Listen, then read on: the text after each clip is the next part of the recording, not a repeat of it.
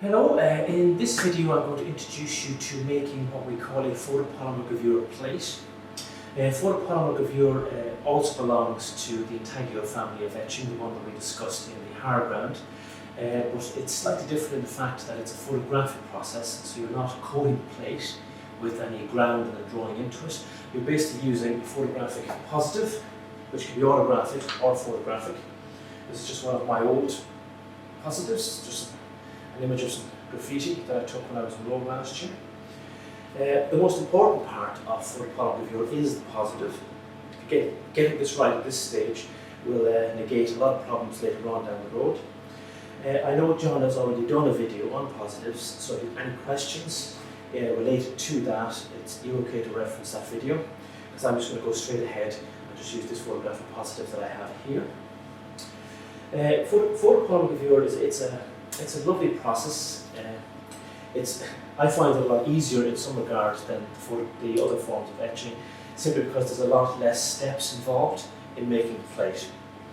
There's no filing the edges of the plate, there's no degreasing the plate so the ground will stick. It's literally, you're going to get your plate, expose your image to your plate, develop that, harden it, and it's going to be printed. It is that simple. Literally from point A to B, you can have a plate ready to print within half an hour, 40 minutes. Photopolymer is literally a photopolymer plate which has a steel backing and a photosensitive surface. Okay. On top of that, we have a little sheet of plastic, which the first thing you're going to do is you're going to peel that off. I know that sounds very obvious that you peel that off, but in several cases students haven't peeled it off, and the exposure time has been a little bit off. Okay. So that's what the plate looks like before any image has been developed on it. This is an image of a plate that has an image developed on it. It's another one that I took when I was in Rome last year. So that's what you're going to start with, and that's what you're going to get. I'm going to end up transferring this onto that. And to do that, we're going to need to move down to the bottom end of the safe light area where the exposure unit is. Okay. One thing you'll also notice that when I'm handling these plates, we're doing it in the safe light area. This is a photosensitive emulsion on this plate, and it will be affected by natural light. The old school term for one of these plates is called solar plate, which basically means sun plate, because you can actually leave these out in the sun with your positive on it, and it will actually develop and expose by sun. Obviously we're not going to do that because we have a lovely piece of kit called an exposure unit. With photopolymer, you have to do what's called a double exposure. What we're going to do first is we're going to expose this plate to what's called an aquatinted screen or a stochastic screen, which we keep in a drawer in this plant chest. The one that we use is the finer one. There is a thicker one on top that we use for photo etching, but this is the one that we use actually for photopolymer. When you finish with this, it goes back here, and please be careful. This sheet alone is worth probably about £150. Take a bit of, close it over. So this is our exposure unit that we're going to use.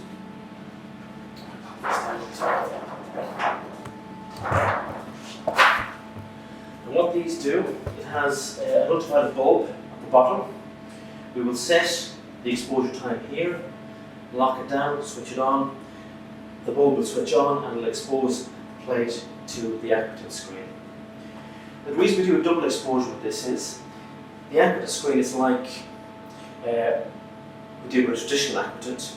It's going to put thousands upon thousands of tiny little teeth, for lack of a better word, on this plate. So when we expose it the second time with the positive, the two of them working together will allow that area to hold ink. So that's why we do it twice. Okay? Now, the other thing to remember with this aquatinted screen is there's two sides. You have a matte side and you have a shiny side. So I have this upside down. You want the matte side, or what we say the emulsion side, facing up. on this. It's actually written on it, so it's easy enough to know. Pop it down. When I get my plate, taking the plastic off, pop it on, close it down, and I'm going to lock it in. And now I'm going to set my exposure time for the output screen. The exposure time is written up here. This is another lovely thing about photopolymer. John has worked out the exposure times, so there's literally it's very hard for this process to go wrong. To set your exposure times on these machines, we have a little selection of buttons here, and you just press it to go down, press it to go up. We're going to set it at 30 for the output screen. Okay, now the next thing you're going to do is you're going to switch on the vacuum. You'll hear it powering up. Once that's done now, it's underneath this rubber surface. It's taken out all the air. So the surface, this plate, is now stuck, well not stuck, very close to the surface of the output screen, so there's no light can actually get in and affect it. So that's done, we're set, the vacuum is on. The next thing we're going to do is start the machine. To do that, you hit the green button.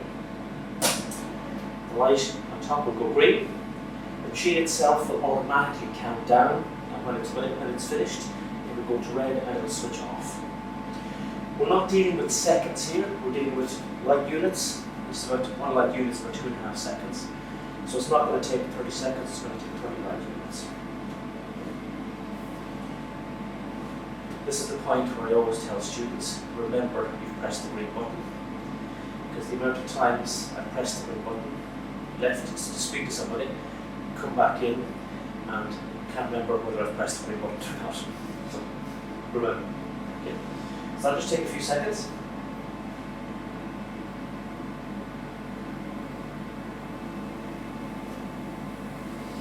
This machine is slightly different in its functioning to this big machine behind me. This machine here, you literally just switch it on at the wall and you switch it on at the front.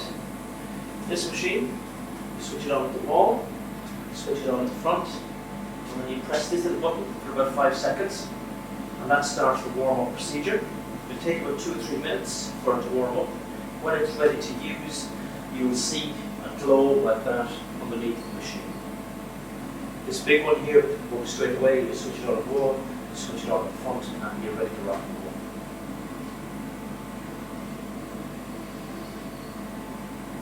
Unfortunately, the clock on this isn't working, because if it was, you would see this counting down. But don't worry, as long as it's set here, everything's fine. Now you'll see the green light has gone to red, which means the machine is automatically switched off. The next thing you need to do at this stage is now you just need to switch off the vacuum.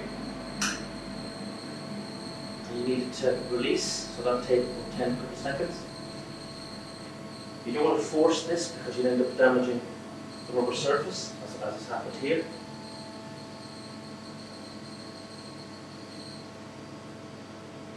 Okay, release it.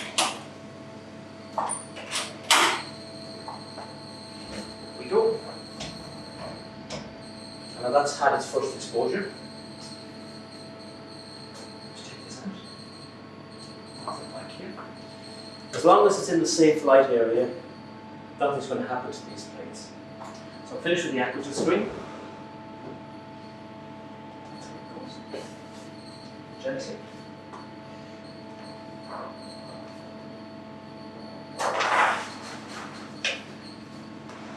And so that acquisition screen is going to give you the similar effect that you got when we did the traditional actant. Right, so the next one I want to now is the second exposure, which is your positive. So we have 10 light units there, so I'm going to bring this down to 10. Yeah. Okay. I'm going to get my positive. You'll notice one side is kind of grey, milky, and the other side is very dark. This is the side that you want facing your plate. As I say, this is a photographic, or this could be an autographic positive that you've drawn yourself. It works just as well. It can be as big or as small as you want it to be. So, ready for the second one? Copper up top.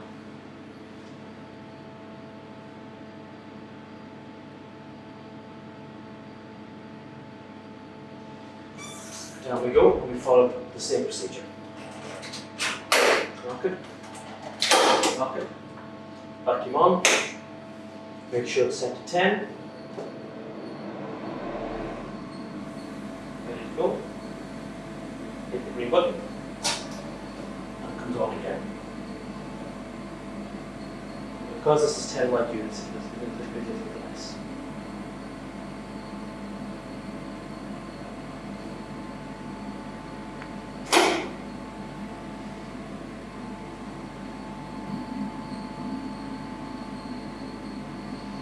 See, notice up here as well, John has kindly got exposure times for photo etching, which we do later on, and for screen printing with different positives, which he will do in a later video as well. So it's very, very handy.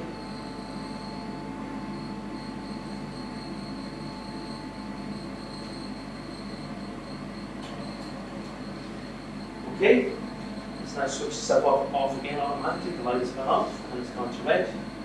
So switch the vacuum off. Let it release.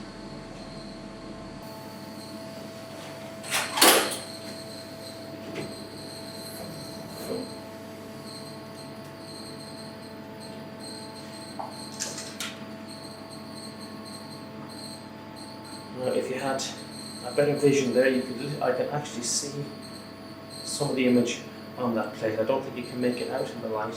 I can just see some of it there. Okay. The next thing we're going to do now is we're going to just move up to the other end of the safe light area, and we're going to develop the plate. Okay, the next stage now that we've double exposed on the exposure unit is basically to develop the plate.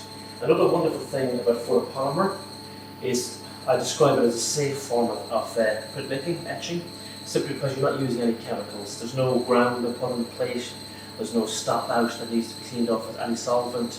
And most importantly, there's no corrosive solution of ferric chloride. You're literally going to develop this plate in a tray of warm water. That's what this here is for. So this is what you need when you're going to do this stage. We have a tray of warm water, a tray of cold water, a little bit of blue roll, and a sheet of blotting paper. Also, you'll notice here I have two old screens. I have this for a reason. Sheet of newsprint beside one goes over the top. It's very like cooking. This is going to be going into an oven. So I'll just pack that there. So I've got my warm water, I've got my cold water, I've got my plate. I'm going to pop this in here straight away. Okay. And I'll start developing almost immediately. It does take between 2 and 3 minutes to develop, so don't panic if it absolutely doesn't appear straight away. You don't need to agitate for about 2 minutes, you just let it develop away. I can actually see the image coming up here now. The blotting paper is, as its name might suggest, for blotting. What we're going to do here, when we're finished developing here, we're going to put it into cold water, which will stop the development. It's literally like old school black and white photography. You're developing, you're fixing, stopping, you're fixing. So this is developing, this is going to stop. When we take it out of here, we need to blot any of the excess water that's on the surface of the plate. Because the photo emulsion on that surface is so sensitive, any watermarks will mark the surface and it will print. So as soon as you take it out here, we just blot it very gently to get off any of that extra water. This is where you need patience.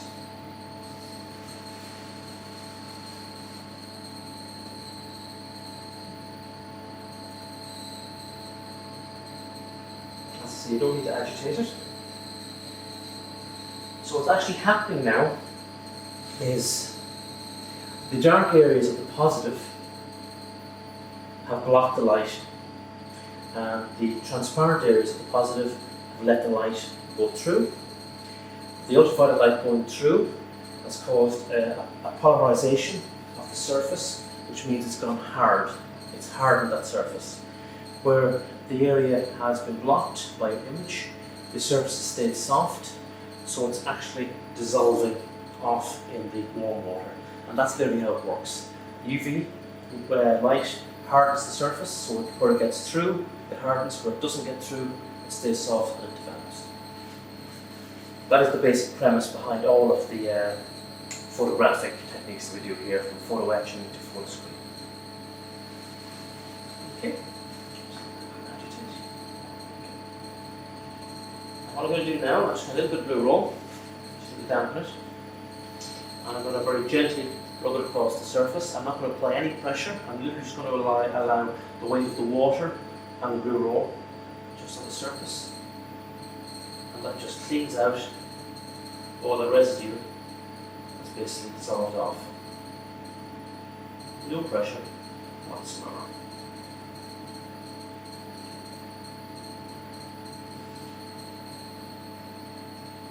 Now there is a slight odour that comes off this, but it's from what I've been told, it's not toxic.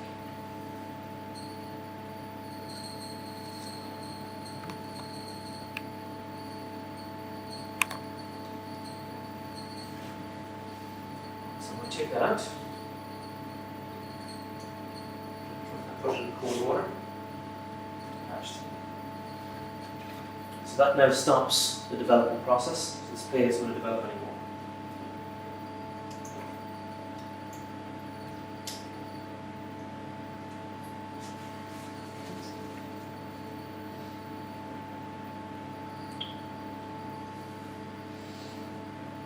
And the wonderful thing with this is basically you can do 4 or 5 in one go.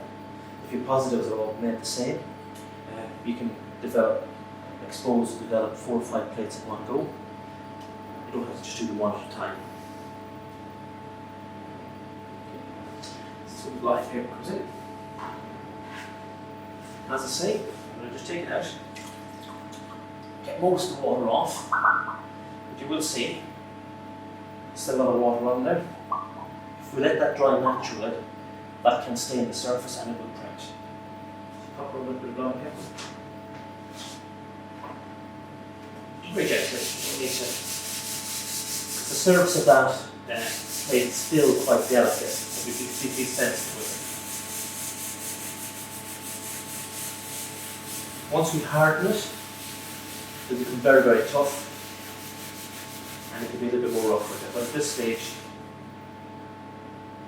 nice and gentle.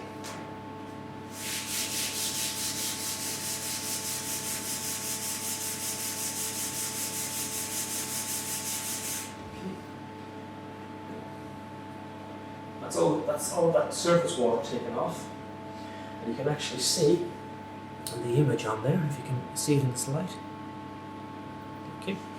And the next step we're going to do is we're going to put this in the drying cabinet, because we want it to dry, completely dry off. There's still moisture on there. We want it to completely dry before we do the next step. Now these big drying cabinets that are here are generally used for screen printing.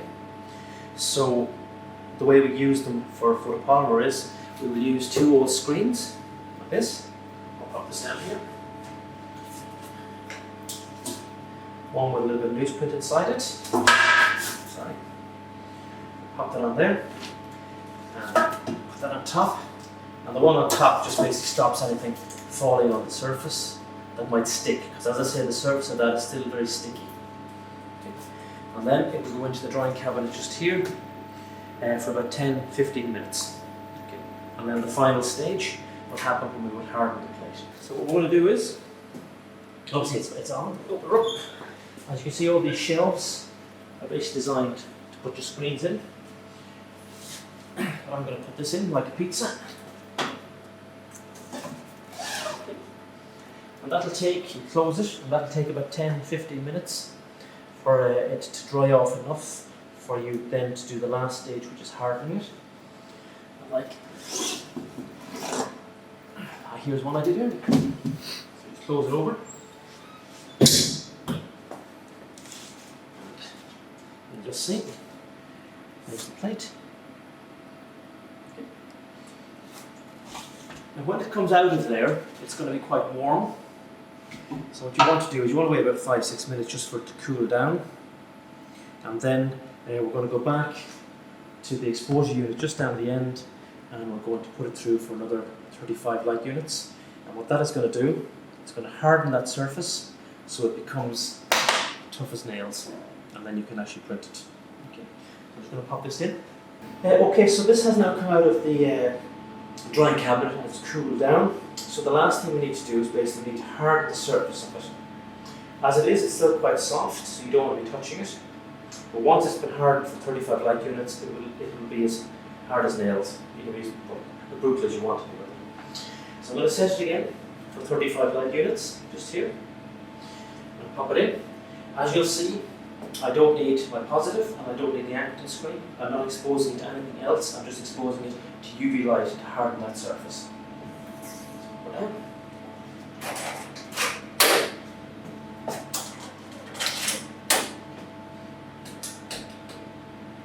It's actually 30 light units, not 35. Okay. Now because I'm not exposing it to positive or the Acton screen, you don't need to switch the vacuum on.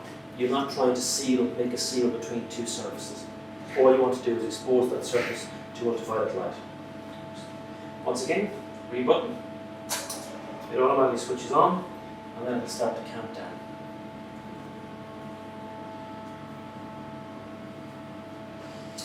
As I say, as you're doing the process, myself and John are always available to answer any questions you might have. If you're running into any trouble, we're always here.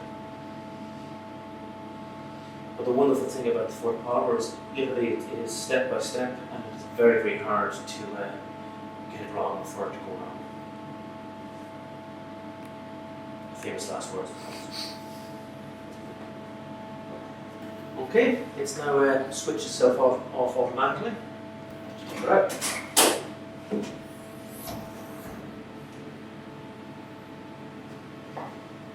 Now this plate is now rock hard and ready to be printed.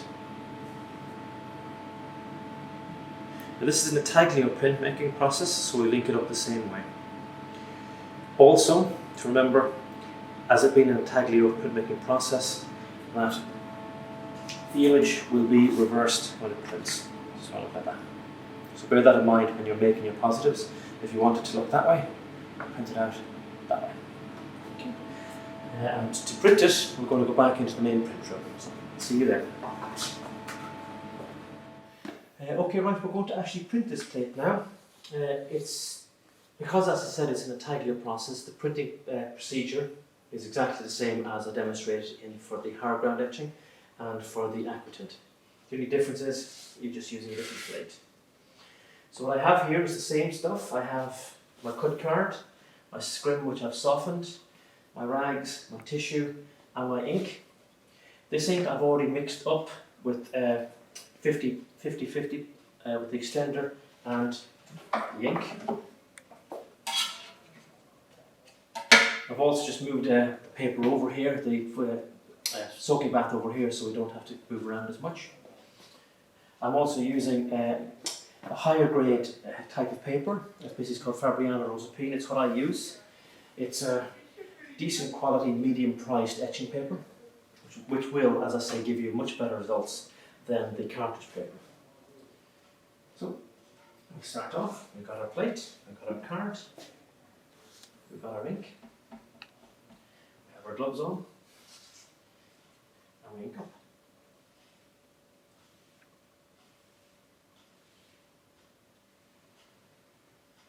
Now, out of all the traditional photographic processes that we do here, from screen printing to lithography to photo etching, I think photopolymer gives you the finest results.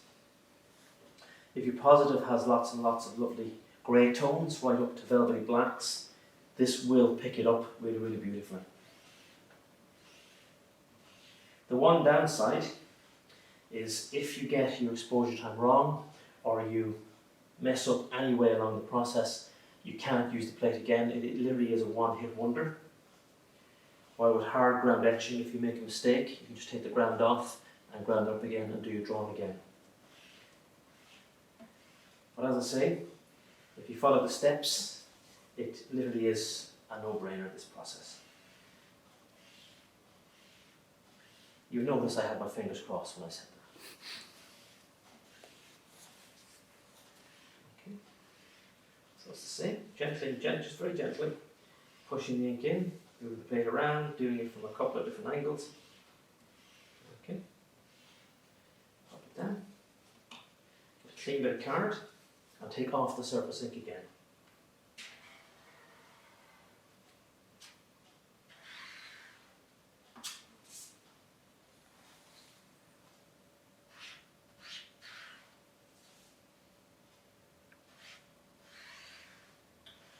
As I say, you can start wiping straight away, but as I said in the demo for hard ground, all you're going to succeed in doing is dirtying your scrim a lot quicker. That's not going to take much more off. So we've got our scrim, get a nice clean bit. This is the advantage of having a big bit, you can move it around and find clean bits. Nice hard little ball. And you start to wipe gently from the surface, from the centre.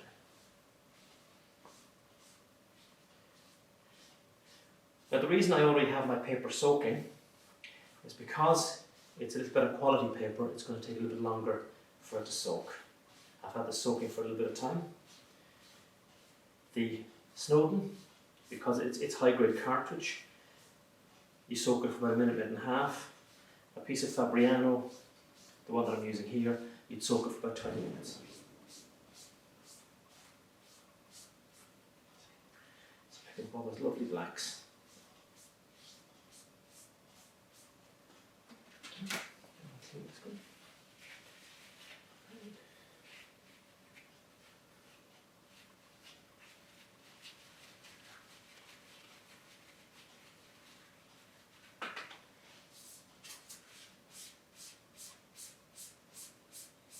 Doesn't take much pressure, nice and gentle.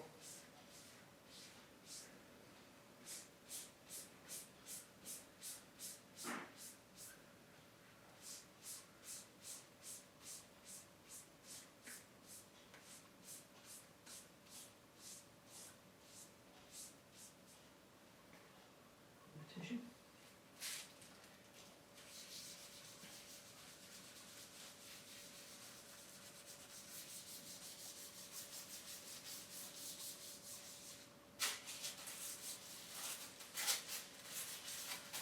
Those edges down.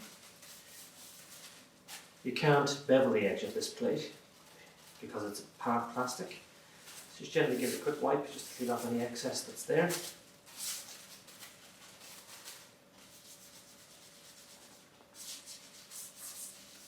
Okay. Looks about right.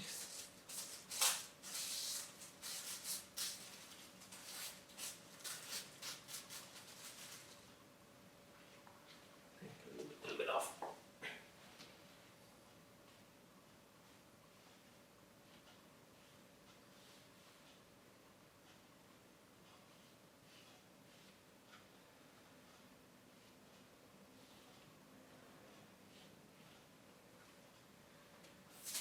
Last bit. I'll probably be a little bit over precious. Right. That's inked up and ready to print. So the next bit is I'm just going to blot the paper, like we did, because you want your paper damp, you don't want it wet.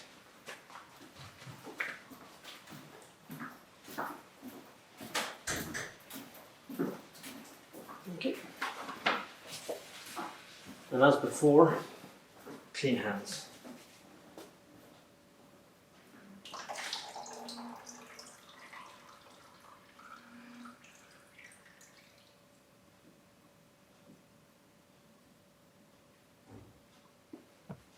You see that's very shiny, you want to get rid of that shininess.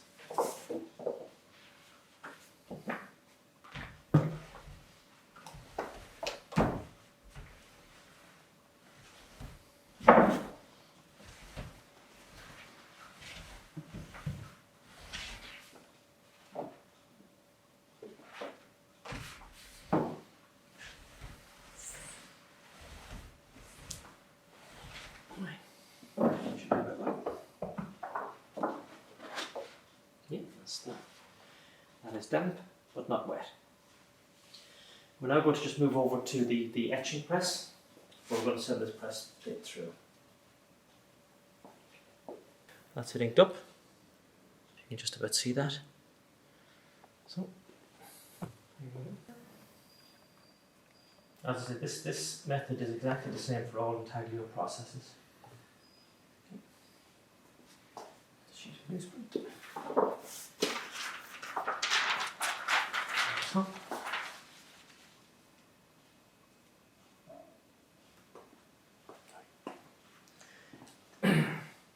Blankets down.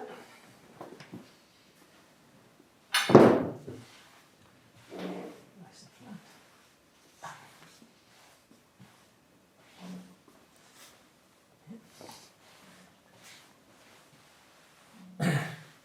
And as I say, when you're using the handles, go with it, like that.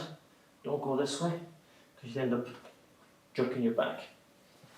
So, off we go. Line the blankets so they don't crease.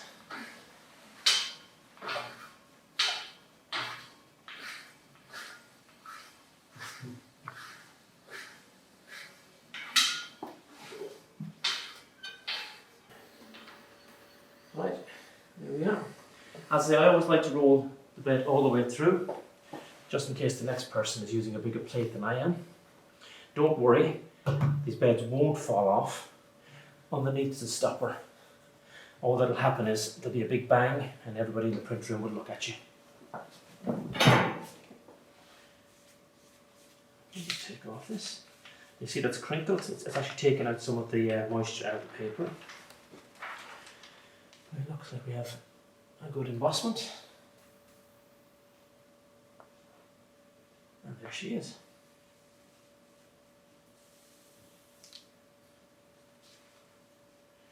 And that's the lovely kind of detail and tonal ranges that you can actually get with photopolymer. Okay, so when you've finished printing and you've taken your paper off the press, you need to put it on the drying boards. So just get a sheet of tissue from the tissue drawer. You get another sheet of tissue from the tissue drawer, pop it on top, and then you put another board on top of this. And that allows the paper and the ink to dry flat. You can just let it dry in one of the drying racks, but what can happen is the paper will dry and it'll end up cockling and crinkling, and it won't look very nice, and you'll end up having to dampen it and flatten it anyway. So that's what we do when we finish printing. We sheet of tissue paper, our image, another sheet of tissue paper, another board, and then we get one more board and we put it on top like this. Because when you come in and you see these boards, you'll see one side is textured, one side is smooth. We need smooth sides up, because what can happen, if you put it in here, that texture can get onto your paper, which you don't want. Okay, so that's the next step, and now we can go and clean the plate. Okay, like before, cleaning up is very, very important. As I say, once again, this ink is very good quality ink, which if you have a little bit of plastic, you can wrap it up in it and tape it up, and as long as air doesn't get at it, you can use it again and again and again. This can be quite important, because if you've spent an hour or 2 hours making a specific colour ink that you want, and you don't want to have to try and do that again, you can just wrap it up and you can take it away with you. The other way, as I said before, is you can just ask anyone in the print room if they want to use any of it. Some people do, some people don't. If they don't, once again, unfortunately, we have to throw it away.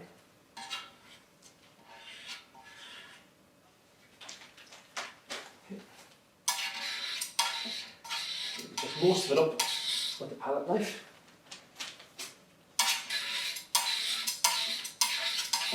Okay. There we go. And that will go in the bin. As I say, it's always better to try and find a home for the ink before you go to the stage of throwing it away. Your scrim, if you look after it, as I say, from the plastic bag, I can use that again and again and again. Tissue and used pieces of card will go in the bin as well. And then you'll get your rags and you'll use the vegetable oil to clean it.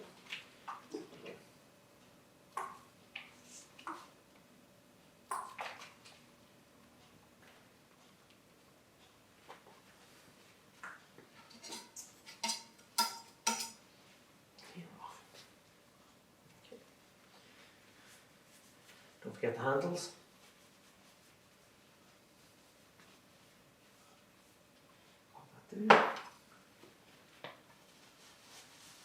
The vegetable oil breaks down the oil in the oily ink.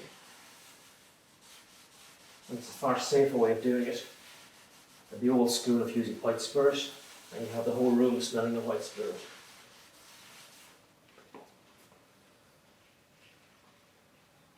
Even though I do miss those days sometimes.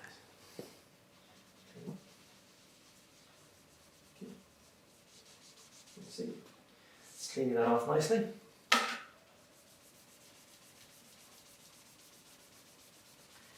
And I say once it's been hardened, these plates can take a bit of a beating.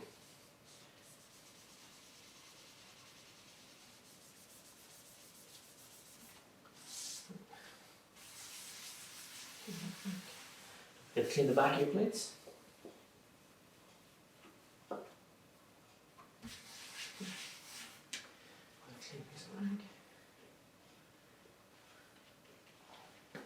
Most of that oil off.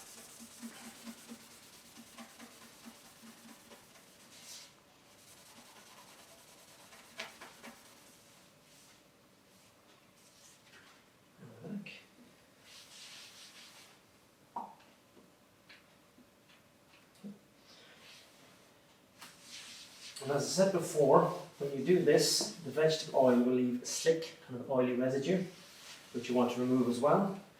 So that's where the other bottle comes in, and this is basically soda bicarbonate and water. Just spray it down.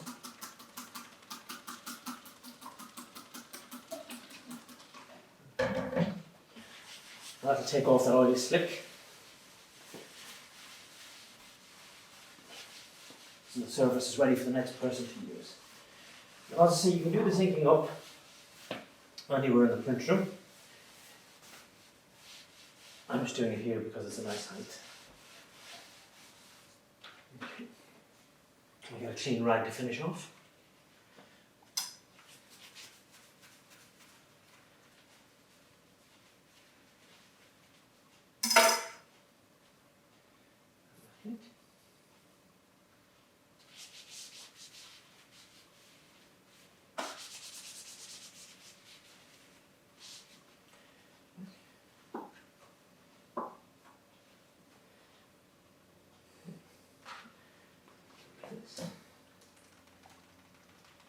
Residue off the plate.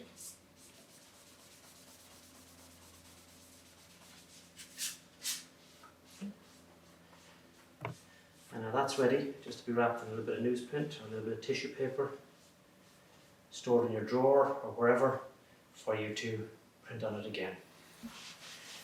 And that is basically photopolymer from start to finish 101. I hope you enjoyed the video, and I'll see you in the next one.